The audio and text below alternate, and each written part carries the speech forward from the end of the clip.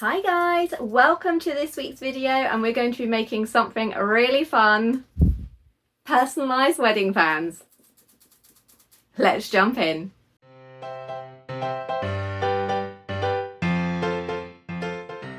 So this DIY wedding craft is actually super simple. All that you're going to need is either some A3 or A4 paper cuts cardstock.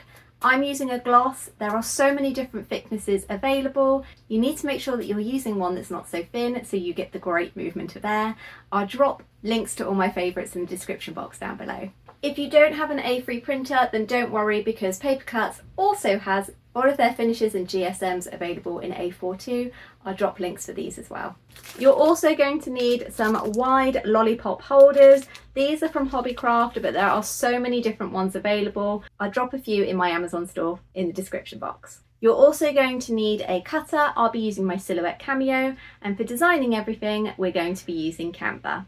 So let's head over to Canva and start designing now. So we're going to start in Canva, and I've created a document that is the same size as the fan that I would like, and I found this cute paddle shape. And if you go over to design and search for wedding day order of service, you will find so many different designs. So I've chosen one that I liked and imported it in, and I've actually changed the paddle fan to this blue to make it easier to see where everything is going to line up once it's cut out. So now it's a case of going through all of the different elements, changing them up to match the wedding details, and just having a play around with the design. So I've moved these flowers here for the location and the orientation, just to make it fit a little bit better on this fan shape. And I've also deleted these corner embellishments and added a curved gold version instead, just to make sure that everything fits in with this paddle shape itself.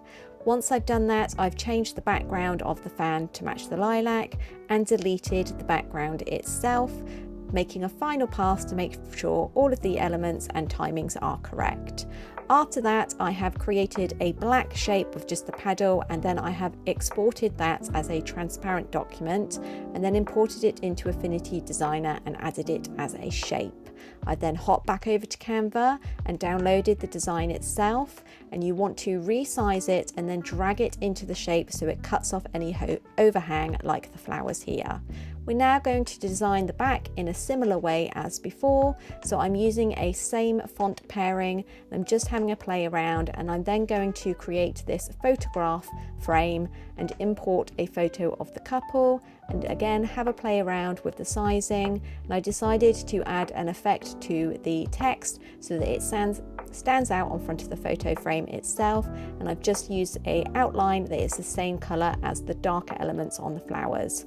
Once that's all ready and I'm happy, I've downloaded it with a transparent background and repeated the same steps in Affinity Designer before exporting both the front and the back as a ping with a transparent background, because we need to open them up into Silhouette Studio. I've changed the document to be A3 size and imported both of those. I've then traced the outline and created an internal offset. This is an important step so you don't get any white outline. You then need to delete the trace line that is around the shape, so you are just left with the internal offset. We're now going to print, and I've made sure that I have A3 gloss, high quality and borderless. Most importantly is off when you're going to be doing a printing cut. For my paper cut settings on the Silhouette, I have used a depth of 3, a force of 33, and I've cut twice. So as always, the Paper Cuts cardstock has cut absolutely beautifully, and because we have done the internal offset around the trace guidelines, it means that we have got edge-to-edge printing with no fear of any white spots around. So the next stage is obviously to assemble, and we are going to stick these together with some hot glue gun and obviously a handle. So now that we have both of these cut out, it is time to glue. So I'm going to be using these lolly stick holders. I've picked these up from Hobbycraft. Obviously you can get them from wherever. Amazon's got a great big range too. And I'm going to start by just getting one of these to the back, and I like to use my grid mat because it helps me line everything up on here. So we are going to put a great amount of glue on one end of the stick And then we're going to place this down roughly in the middle, like so. And then we are going to apply the other side with some glue as well, and it's best to just start in the middle, working quickly. Go. Because we're using the glue stick, there will be a little degree of maneuverability as well, so you can make sure that everything is centered, and we're just applying firm pressure to make sure that the glue is as flat as possible. And then once it's dry, you can remove any excess like this at the bottom, but you have got this cute little wedding fan ready to go. And obviously this is quite a large one. It gives a nice wafty wave. You can also make smaller ones as well.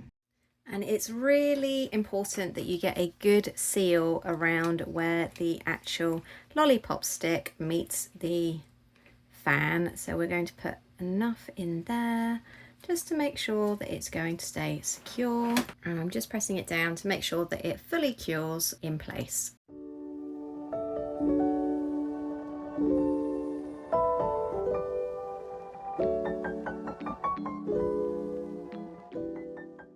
So if you saw my reel yesterday, you would have seen that you can make your own smaller ones without a fancy printer that prints borderless, or a Silhouette Cameo, or any type of cutting machine. These ones are great.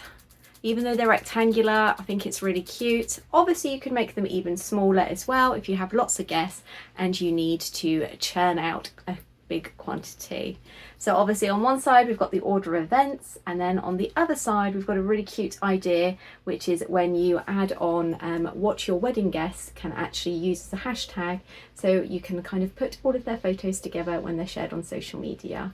So Canva has got so many amazing different designs available, and obviously you can personalize them to make them completely unique to you and your wedding. So let me know, which one of these do you prefer? Do you prefer the larger paddle style? Oh, that feels nice on this very hot day. The paddle style fan. Obviously we have it personalized on the back with the order of events, and then on the other side we just have it customized with a very cute photo.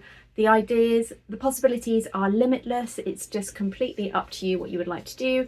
Canva has got so many fantastic different designs and elements that you can kind of add together to get something like this. Now obviously the star of the show is Paper Cutz cardstock. Without that you wouldn't be getting this lovely fan effect. With a thinner cardstock there would be lots of movement, but perhaps not so much of the movement of air, which is obviously not what you want. And as you can see, these have printed beautifully. If you just have a close up there on the actual image itself, on the photo itself, you can see the details are fantastic and the colours are also amazing. So as always, Paper Cutz have come out wonderful when it comes to their print quality, and this cardstock is also waterproof too, which is obviously good and helpful for weddings when you're having meals and drinks, etc. So let me know in the comments down below, is this something that you would do for your own wedding if you are a summer bride or groom? I'd love to know.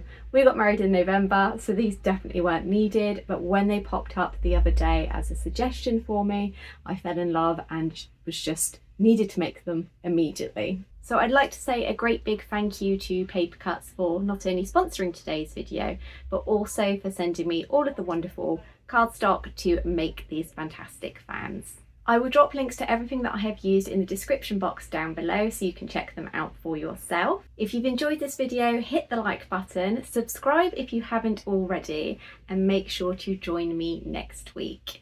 And don't forget to check out Paper Cutz for all of your cardstock needs, including having things cut to size. And if you are creating things for your wedding and you need to purchase items in bulk, then pop them a message because they would be delighted to help. Just explain what you need and one of their amazing team will be sure to get back to you. Thank you so much for watching, and I can't wait to see you next time. Bye!